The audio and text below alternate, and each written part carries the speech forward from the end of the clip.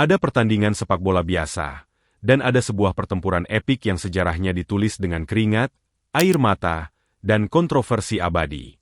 Saat dua warna kebesaran ini bertemu di atas satu lapangan, dunia seolah berhenti berputar. Mari kita lupakan sejenak tentang taktik atau formasi, karena saat timnas Argentina berhadapan dengan timnas Inggris, yang bermain bukan lagi sekadar kaki, melainkan ego, harga diri, dan dendam masa lalu yang menolak untuk mati. Selamat datang di babak semifinal Piala Dunia 2026. Daratan Amerika Serikat akan menjadi saksi bisu dari salah satu perseteruan paling brutal dan puitis dalam sejarah olahraga. Di satu sudut, The Three Lions yang kini berevolusi menjadi monster taktis di bawah asuhan Thomas Tuchel, datang dengan satu sumpah, mengakhiri puasa gelar 60 tahun yang menyiksa. Di sudut lain, sang juara bertahan, La Albiceleste, dipimpin oleh seorang Lionel Messi yang sedang melukis bab terakhir dari mahakarya karirnya. Siapkan diri kalian, karena ini bukan sekadar perebutan tiket ke New York. Ini adalah perang bintang. Kita akan membedah secara tuntas mengapa laga ini akan membuat kalian tidak bisa beranjak dari tempat duduk sedetik pun. Sebelum kita membahas bagaimana kedua raksasa ini akan saling bunuh di lapangan besok, kita harus melihat kembali jejak darah yang mereka tinggalkan di babak perempat final kemarin. Perjalanan ke fase 4 besar ini sama sekali bukan jalan tol yang mulus. Inggris, misalnya, harus melewati ujian mental tingkat tinggi saat bentrok dengan Norwegia. Bayangkan saja, mereka harus berhadapan dengan Erling Haaland, cyborg pencetak gol yang sukses mengobrak-abrik pertahanan manapun. Laga itu adalah definisi murni dari jual beli serangan yang menguras fisik. Setelah tertinggal lebih dulu, kita melihat bagaimana mentalitas skuad asuhan Tuchel ini berbicara. Pemuda yang kini memikul ekspektasi seluruh ratu dan raja di pundaknya, tampil bak dewa penyelamat. 2 golnya, termasuk 1 di babak perpanjangan waktu, bukan cuma menyelamatkan Inggris dari jurang kehancuran, tapi juga mengirim pesan ke seluruh dunia. Generasi 3 singa yang sekarang tidak lagi kenal kata menyerah. Di belahan kota yang lain, Argentina juga nyaris terpleset masuk ke dalam lubang jarum saat meladeni perlawanan ultra-defensif dari Swiss. Kalau kalian menonton laga itu, kalian pasti paham betapa frustrasinya barisan penyerang Argentina. Swiss memasang blok pertahanan rendah yang luar biasa rapat, nyaris tanpa celah, memaksa Messi dan kawan-kawan berputar-putar mencari ruang hingga waktu normal habis. Butuh kejeniusan mutlak dan sedikit keajaiban untuk meruntuhkan tembok itu. Dan di saat-saat paling krusial, ketika fisik mulai hancur dan oksigen di paru-paru menipis, Julian Alvarez dan Lautaro Martinez muncul sebagai algojo. Kemenangan 3-1 di babak perpanjangan waktu itu memang heroik, tapi harganya sangat mahal. Pasukan Lionel Scaloni kini dihantui oleh kelelahan otot yang luar biasa. Waktu istirahat yang cuma beberapa hari harus dimaksimalkan untuk recovery, karena melawan Inggris dengan tangki bensin yang setengah kosong adalah sebuah bunuh diri. Tapi mari kita bicara fakta yang sebenarnya. Saat Argentina dan Inggris bertemu, rasa lelah itu akan menguap begitu saja. Sejarah panjang perseteruan mereka adalah doping alami yang paling kuat. Kita tidak bisa membahas laga ini tanpa memutar kembali pita kaset ke masa lalu. Perseteruan ini bukan cuma soal sepak bola. Ini soal narasi budaya. Semuanya meledak di Piala Dunia 86. Momen ketika Diego Armando Maradona melompat di udara, menipu Peter Shilton, dan mencetak gol dengan tangan yang ia sebut sebagai Hand of God. Belum usai rasa frustrasi publik Inggris, hanya dalam hitungan menit, Maradona kembali mengoyak-ngoyak setengah tim Inggris dari tengah lapangan untuk mencetak gol terbaik abad ke-20.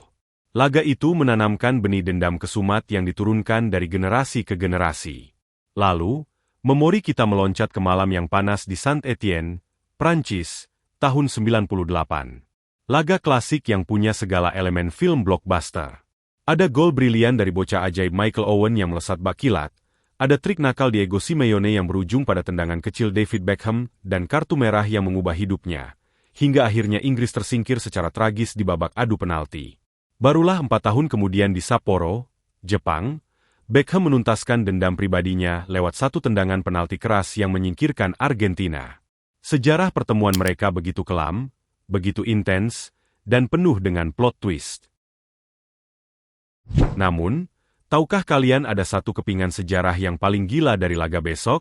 Di sepanjang karir profesionalnya yang sangat panjang dan legendaris, Lionel Messi, pemain yang sudah memporak-porandakan klub-klub top Liga Inggris di kompetisi Eropa, ternyata belum pernah satu kali pun menghadapi timnas senior Inggris di turnamen resmi Piala Dunia. Ini adalah anomali yang luar biasa. Semesta seolah sengaja menyimpan pertarungan ini untuk momen yang paling dramatis.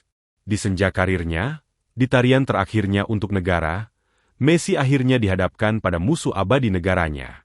Bagi publik Inggris, menyingkirkan Argentina dan mengakhiri mimpi indah Messi di Amerika adalah pencapaian yang mungkin akan dirayakan layaknya memenangi trofi itu sendiri.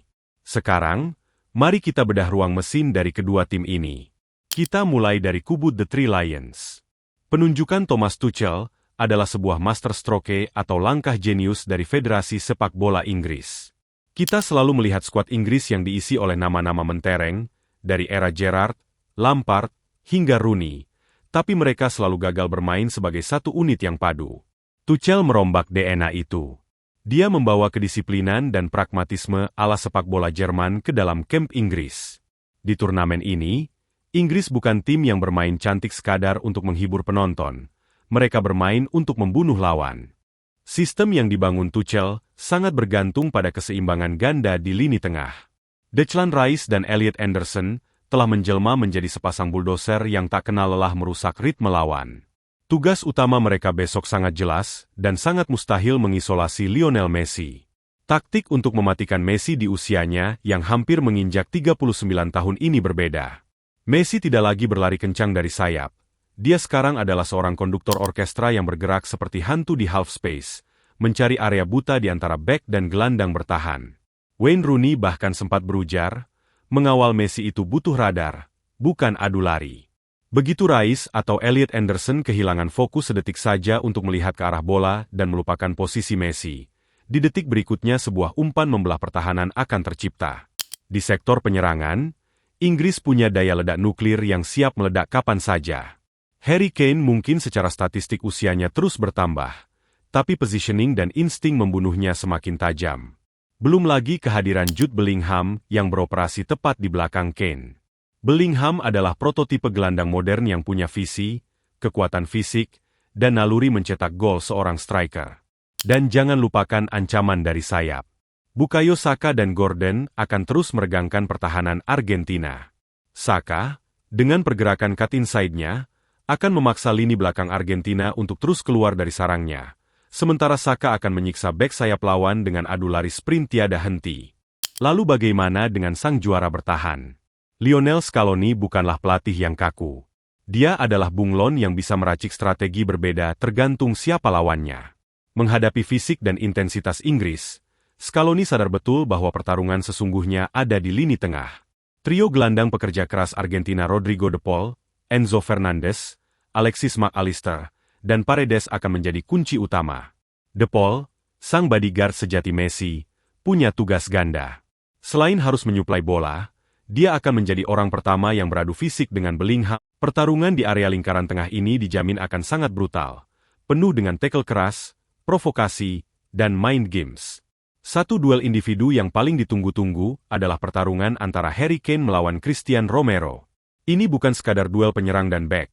Ini adalah reuni dua pemain yang sangat mengenal luar dalam satu sama lain dari waktu mereka di Tottenham Hotspur.